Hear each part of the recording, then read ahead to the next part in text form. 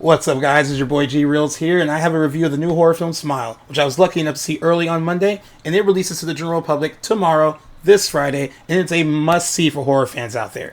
It continues this very hot streak that the genre has been on lately. We have seen release after release lately of really good horror films, and Smile joins those ranks easily. It's a must-see, and I guarantee you're going to enjoy it. So let's get right into the review. Written and directed by Parker Finn, Smile, which is an expansion of his 2020 short film Laura Hasn't Slept, follows Dr. Rose Cotter, an emergency psychiatric therapist whose new patient, Laura, claims that she's being stalked by some kind of entity that manifests itself as embodiments of other people. Sometimes it's people she knows, and sometimes it isn't. The one common thread is that she's the only person that can see them. During their session, Laura sees the presence in the room, collapses to the floor, and begins shrieking in terror. In the time it takes Rose to call for help, Laura has stood back up and has a creepy smile affixed to her face. The smile never breaks, even as she cuts open her own throat. Rose is shaken by the experience, as we later learn her mother took her own life when she was a child. It soon becomes obvious that Rose isn't just affected by witnessing Laura's suicide, but that the very same presence that Laura claimed to see has now attached itself to Rose. Rose's mental state begins to decline, and everyone from her fiancé to her stay-at-home mom's sister begins to worry that Rose is truly losing her mind. Only Rose's detective ex-boyfriend begins to take what Rose might be experiencing seriously. Smile may feel like familiar parts of other horror movies, with The Ring and It Follows being frequently brought up as comparisons, but director Parker Finn has total control over the tone of the film, and he wisely puts a lot of his attention into the character of Rose, and the emotionally gut-wrenching performance from Sosie Bacon. We are at one with Rose's mental decline due to what she's experiencing, and Finn's script touches on trauma and its effects on the psyche remarkably well for a film like this. Smile won't break the mold on telling stories about mental illness, but it also doesn't use it as a mere plot device. Finn is aware of what people with mental illnesses go through, and the trauma they hold on to. He's also aware that those outside of it are quick to judge and often don't know how to handle the individual that is mentally ill. The score and cinematography are also top-notch, and it gives the film a more classic feel than most modern horror films might achieve.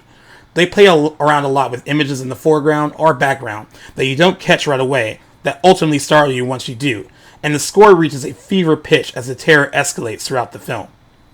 The movie is full of jump scares, and a lot of times I find this to be a cheap gimmick, but Finn's are well executed and well earned. I think most of them work because they're working hand in hand with the level of suspense and tension he has also created throughout the film. Finn isn't relying on jump scares, they're only adding to the terror he has already effectively generated. Smile continues a remarkable winning streak for horror films, and we have seen some truly effective original horror efforts that have just breathed new life into the genre. Smile joins those ranks as another spooky tale that is dripping in atmosphere and impending dread. Smile might feel familiar, but its execution allows the film to feel like something that is very fresh and very new. What is it you like to talk about? My patient. Hi. I know you're nervous. I just want to have a chat. I'm seeing something no one else can see except for me. It's smiling at me. Oh my God!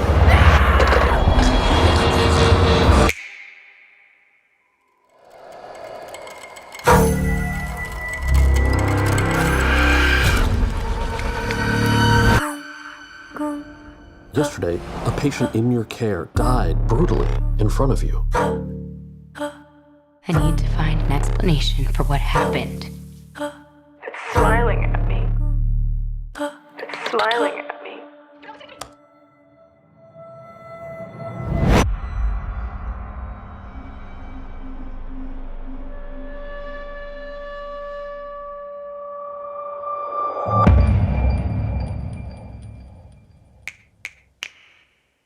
You're going to die! You're going to die! You're going to die! You're going to I found 20 cases involving 19 victims with a direct line linking them all together. You said only 19. Why is it that everybody else who's seen it is dead and you're alive? I've seen it too. You? Get away from me! How long between each victim's death? None of them survived longer than a week. Rose! Today's my 4th day. I am not gonna keep running. I have to face it. How does it make you feel?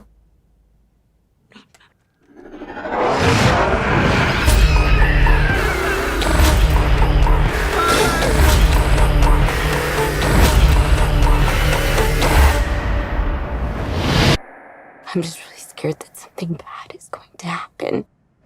Rose.